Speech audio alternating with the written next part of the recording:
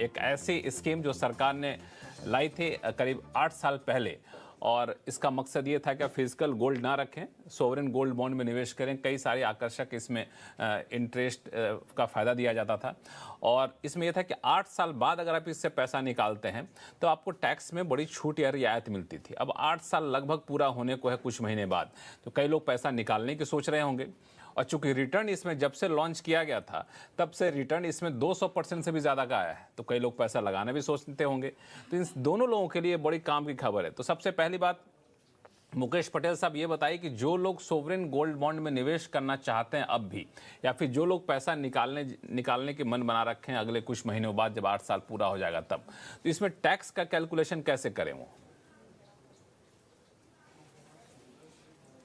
लक्ष्मण जी, ये आपने बहुत सही समय चुना है, क्योंकि जैसे आपने बताया नवंबर 2015 में ये सॉवरेन गोल्ड बॉन्ड की स्कीम शुरू हुई, और सरकार का मकसद ये था कि फिजिकल गोल्ड की जगह अगर लोग ये अपने अकाउंट से इलेक्ट्रॉनिक गोल्ड होल्ड करें तो वो एक तो सुरक्षित है, आपको प्योरिटी की और उसकी गारंटी है।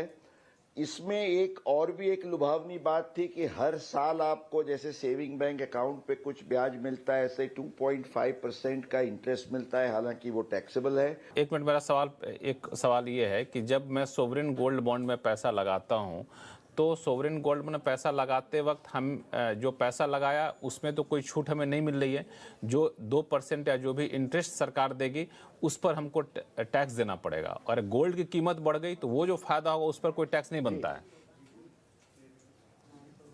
मैं वही कह रहा हूं कि जब आपका वो 23,000, समझिए अभी 61,000 के पास चल रहा है, नवंबर में जब 8 साल पर रिडेम्पशन होगा और रिडेम्पशन पर आपको ये पैसा मिलता है तो 1 रुपया भी आपको टैक्स नहीं लगेगा।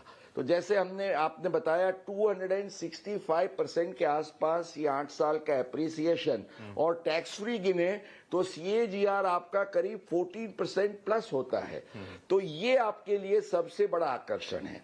उसके पहले अगर आप अर्ली रिडेम्पशन में जाते हैं 5 साल के बाद, तो भी आपको लॉन्ग टर्म कैपिटल गेन्स और जो इंडेक्सेशन का फायदा है टैक्सेशन में, उसका भी फायदा मिलता है लक्ष्मण।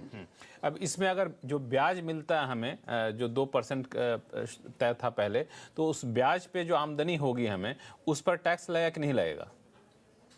जी, उस पर तो टैक्स जरूर लगेगा। 2.5% आपको जो इंटरेस्ट मिलता है, लेकिन मैंने जैसे बताया 2 सिचुएशंस हैं। रिडेम्पशन तक आप रुकते हैं, फाइनल रिडेम्पशन तक, तो ऑन रिडेम्पशन आपको कोई भी टैक्स नहीं देना है।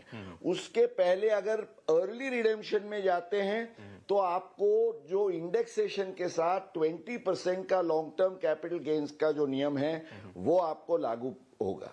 इसमें एक और चीज है कि सोवरेन गोल्ड बॉन्ड के बराबर में कहें तो एक इंस्ट्रूमेंट है, वो है गोल्ड ETF। वो भी काफी लोगों के आकर्षण का केंद्र बना रहा। अब चूंकि सरकार ने कुछ नियमों में बदलाव किया बजट में, जो अब 1 अप्रैल से लागू हो गया है, तो अब अगर हम कहें टैक्स के लिहाज से कि गोल्ड ETF और सोवरेन गोल्ड बॉन्ड दोनों में अगर चुनना हो तो किसको चुना जाए?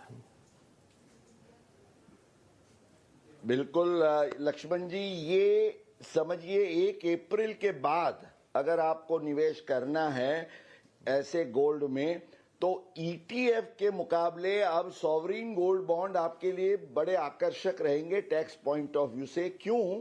क्योंकि जो ETF है वो जो नियम बदला गया कि स्पेसिफाइड म्यूचुअल फंड के यूनिट्स, माना इक्विटी नहीं है, जो डेट के दायरे में आते हैं, उसके लिए deemed short term capital gain का नियम लागू होगा। इसलिए आपको लॉन्ग टर्म का इंडेक्सेशन और जो कंसेशनल रेट का फायदा ETF के नए निवेश में नहीं मिलेगा, जबकि सॉवरेन गोल्ड बॉन्ड में आपको उसके मुकाबले ये फायदा बिल्कुल बरकरार रहेगा, बना रहेगा। तो ये आपको ख्याल में रखना है। तो अगर आप गोल्ड ईटीएफ में पैसा लगाने जा रहे हैं या फिर आप सोच रहे हैं गोल्ड ईटीएफ में लगाऊं या फिर सोवरेन गोल्ड बॉन्ड में लगाऊं, तो टैक्स की देनदारी के हिसाब से देख लीजिए। जैसा कि मुकेश पटेल साहब कह रहे हैं, गोल्ड बॉन्ड ज़्यादा फायदेमंद है। और अगर आप गोल्ड बॉन्ड में पैसा लगा चुके हैं, लगाने की सोच रहे हैं, तो उसमें भी टैक्स की देनदारी इन्होंने बहुत बखूबी समझा दिया। ये समझकर आप पैसा लगाएंगे तो निवेश बेहतर कर पाएंगे और फायदा भी ज़्यादा कमा पाएंगे और टैक्स भी बचा पाएंगे। चलिए अब सीधे चलते हैं वाराणसी, जहां से हमारे साथ फोन लाइन पर जुड़ चुके हैं कमल कुमार सिंह साहब। कमल जी नमस्कार, कैसे हैं आप? नमस्कार लक्ष्मण जी, मैं बढ़िया हूं। मैं बनारस से बोल रहा हूं। जी बताएं, क्या उलझन है आपकी? सर मेरा सवाल है कि 2004 में हमने अपनी वाइफ के नाम से एक लैंड लिया था, कृषि। ठीक है। और 2022-23 फाइनेंशियल ईयर में वो लैंड मेरा NHI में जा रहा है, जिसका कंपलसरी एक्विजिशन में मेरे को पैसा मिला है। वो पैसा हेवी अमाउंट मिला है। ठीक है। अब वो पैसा आवासीय जोड़ के NHI ने हमको दिया है, तो क्या अब इस पर कैपिटल गेन लगेगा या नहीं लगेगा? पहला सवाल। और दूसरा सवाल मैं आपके पास आऊंगा, फोन लाइन पे बने रहिए। पहला सवाल का जवाब लेते हैं मुकेश जी से, जो हमारे टैक्स एक्सपर्ट हैं, फिर दूसरा सवाल आपसे पूछूंगा। फोन लाइन पे बने रहिए। मुकेश जी, बड़ा इंटरेस्टिंग सवाल है। एग्रीकल्चर लैंड के तौर पर लिया था, अब NHI ने जो इनको कंपनसेशन दिया है वो रेजिडेंशियल प्रॉपर्टी के तर्ज पे दिया है।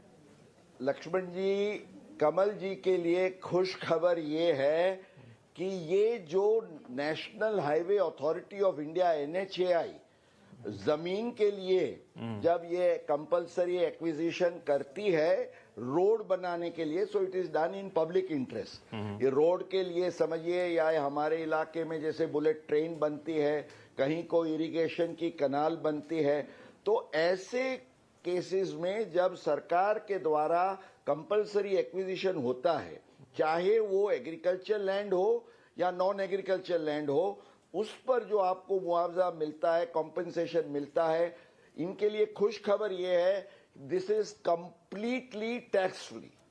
आप मुझे कहेंगे ये इनकम टैक्स एक्ट में कहां लिखा हुआ है?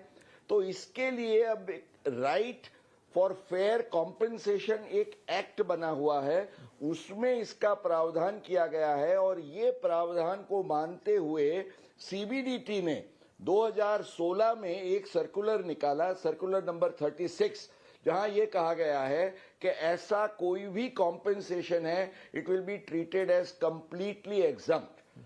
तो NHAI इनके रोड के 1 करोड़ का कॉम्पेंसेशन से कोई भी अमाउंट हो, मान लो किसी केस में तो 5 करोड़ या 10 करोड़ भी हो सकता है, उस पर 1 रुपया भी टैक्स नहीं लगेगा। तो कमल जी आप बिल्कुल खुश हो जाइए, आप पर कोई टैक्स नहीं है, लेकिन लगता है कुछ पेच है। कमल जी एक और सवाल पूछना चाहते हैं, बताएं दूसरा सवाल क्या था आपका? सवाल है कि मेरे को डर था कि मेरे को फाइनेंशियल ईयर 22-23 में वो पैसा मिला था, तो मेरे को डर था। तो मैं लास्ट डेट फाइनेंशियल ईयर 22-23 के दिन मैंने उसमें से 75 लाख रुपया इन्वेस्ट कर दिया।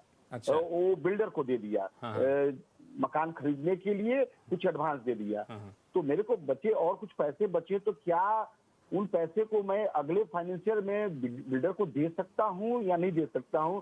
क्या मेरे को मेरा टेंशन है कि कैपिटल गेन मेरे को बचाना है। कमल जी, ये जो बिल्डर को आप पैसा दे रहे थे, उससे पहले आप टैक्स को फोन कर लिए होते तो आपको जो है टेंशन रखना ही नहीं चाहिए था। लक्ष्मण जी, इनको कोई टेंशन का चिंता रखने की आवश्यकता नहीं है। वो मकान में निवेश करे या न करे, बिल्डर को दे या न दे, उनको 1 रुपया भी टैक्स नहीं देना है।